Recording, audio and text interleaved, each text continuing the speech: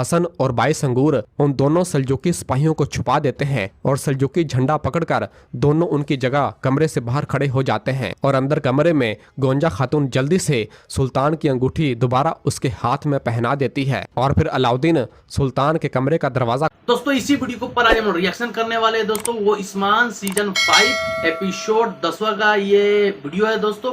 ये आगे की एपिसोड की अपडेट है दोस्तों, जो भी आगे की एपिसोड की अपडेट है मेरे चैनल पे वीडियो बना हुआ है दोस्तों, आप जाके देख सकते हैं दोस्तों। आगे की स्टोरी क्या है दोस्तों आपको समझ में आ जाएगा दोस्तों। तो चलो वीडियो स्टार्ट करते हैं दोस्तों। चैनल को आप सब्सक्राइब कर ले दोस्तों।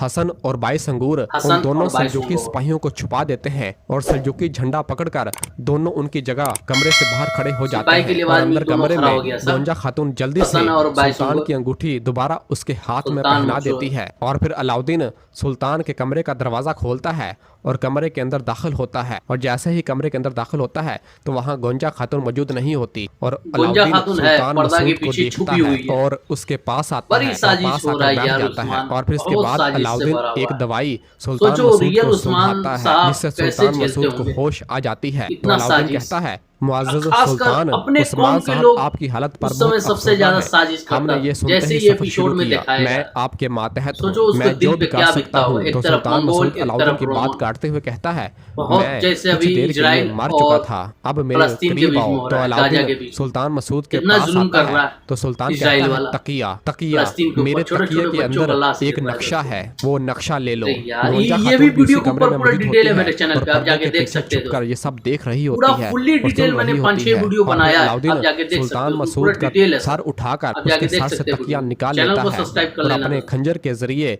उस तकिए को फाड़ता है और उसे खोलकर उसके अंदर से एक नक्शा निकाल लेता है। गोंजा खातून भी ये सब मंजर देख रही होती है। अलाउद्दीन उस नक्शे को खोलकर देखता है तो पूछता है कि ये कहाँ का नक्शा है मेरे सुल्तान, जिस पर सुल्तान बताता है, खजाने का रास्ता, सल्जूकों का खजाना।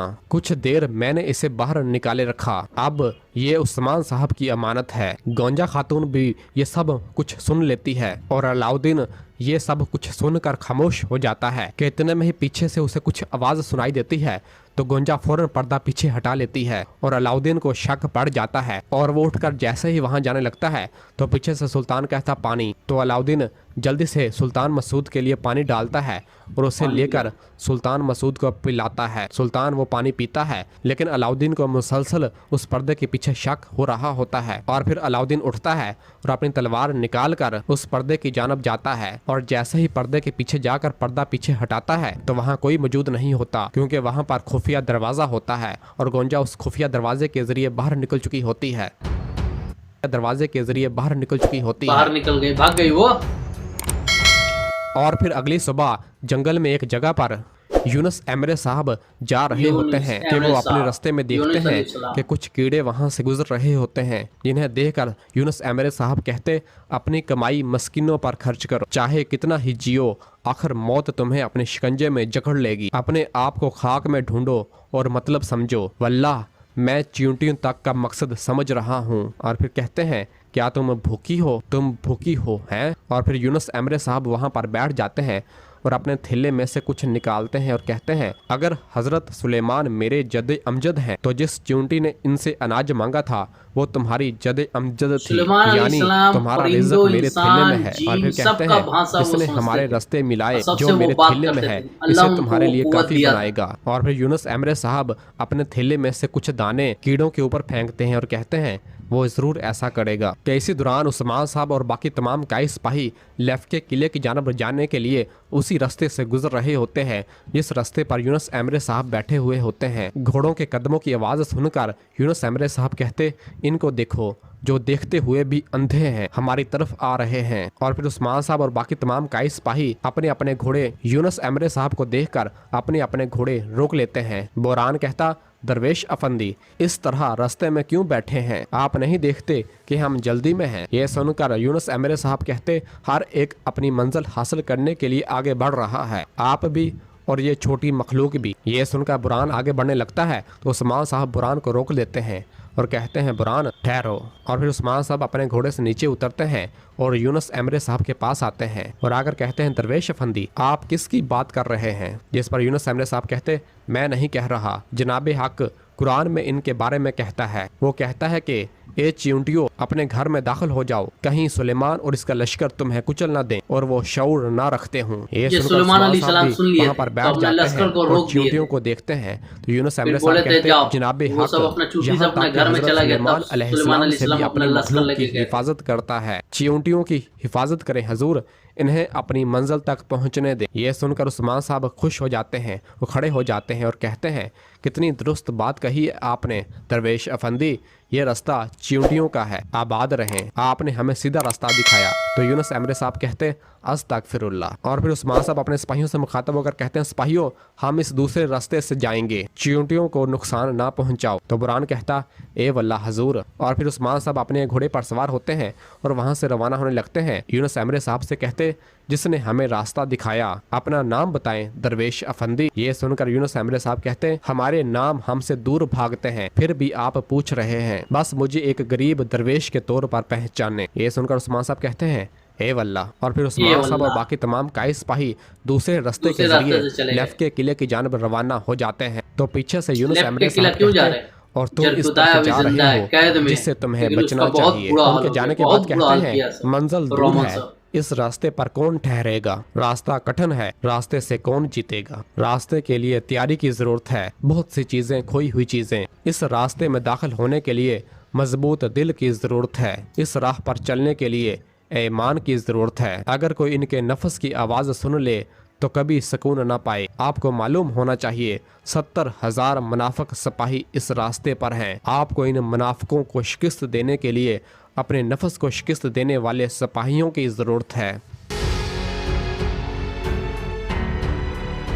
और फिर दूसरी जानब सल्जूकी महल में गोंजा खातून एक पैगाम कबूतर के साथ बांध रही होती है और मावन से कहती है मेरे बाबा खुश होंगे जब वो सुनेंगे कि हमने अपना फर्ज पूरा कर लिया। और फिर गोंजा उस पैगाम को कबूतर के साथ बांधकर उसे उड़ा देती है और वो कबूतर दरमियान कबीले की जानब रवाना हो जाता है कि इतने में ही एक सिपाही की आवाज़ आती है सुल्तान मसूद दुनिया से इंतकाल करके आखिरत की तरफ चल पड़े हैं, सुल्तान मसूद दुनिया से इंतकाल कर गए हैं और वो आखिरत की तरफ चल पड़े हैं।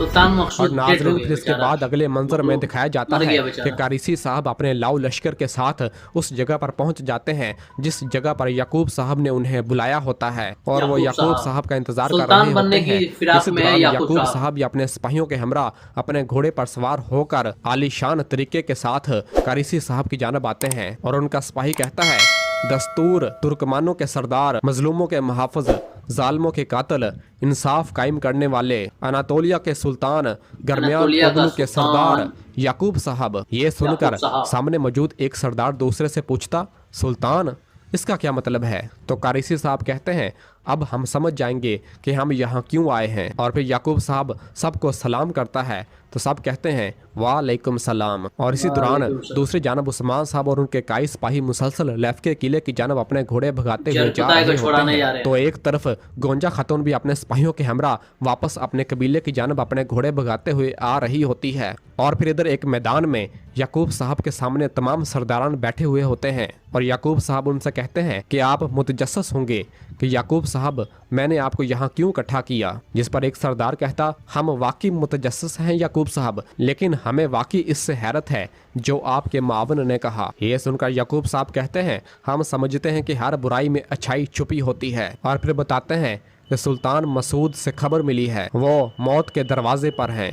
कोनिया में रियासत का सूरज गुरूब हो रहा है, हमारा मुल्क एक अंधेरी रात में डूबने वाला है। ये सुनकर दूसरा सरदार कहता अरे नहीं, तो दुश्मन खुश होंगे। याकूब साहब का साथ दे देगा। तो याकूब साहब कहते ना दुश्मन खुश होगा ना हमारी रियासत का सूरज गुरूब होगा। सरदारान मैंने इसलिए आप सब लोगों को यहाँ बुलाया है, हम सब इसीलिए यहाँ पर इकट्ठे हुए हैं जब कोनिया मंगोलों के हाथों में है, तुर्कों का सुल्तान अनातोलिया के सरदारान में से होगा। ये सुनकर कारिसी साहब पूछते कौन संभालेगा? तो याकूब साहब कहते हैं जो कुछ आपने एक लम्हा पहले सुना वो बेकार नहीं था, मैं रियासत की क़यादत करना चाहता हूँ, इन जमीनों को एक हाकिम मिलेगा। और फिर तमाम सरदारान से कहता है अब मैं तुम तुर्कमान बेटों से पूछता हूँ। ये सुनकर तमाम सरदारान खड़े हो जाते हैं। तो याकूब साहब कहते हैं मैं जब ये खतरनाक किरदार अदा कर रहा हूँ तो कौन मेरे साथ है? इस पर कारिसी साहब कहते साथ है हम आपके साथ हैं, हम और आपके फिर दूसरा साथ हैं। सरदार, और फिर तीसरा सरदार, तो इस तरह बाकी तमाम सरदारन भी कहते हैं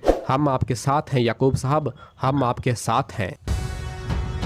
दोस्तों ये एपिसोड यहीं पे खत्म होता है दोस्तों। उस्मान सीजन 5 का जो भी एपिसोड की अपडेट रहेगी मेरे चैनल पर आपको मिलता रहेगा दोस्तों। आप चैनल को सब्सक्राइब करें, लाइक करें, शेयर करें। आगे की एपिसोड मेरे चैनल पे आप जाके देख सकते हैं दोस्तों। फिर मिलते हैं दोस्तों नेक्स्ट एपिसोड के साथ दोस्तों। आज के लिए दोस्तों बस इतना ही। अल्लाह हाफिज।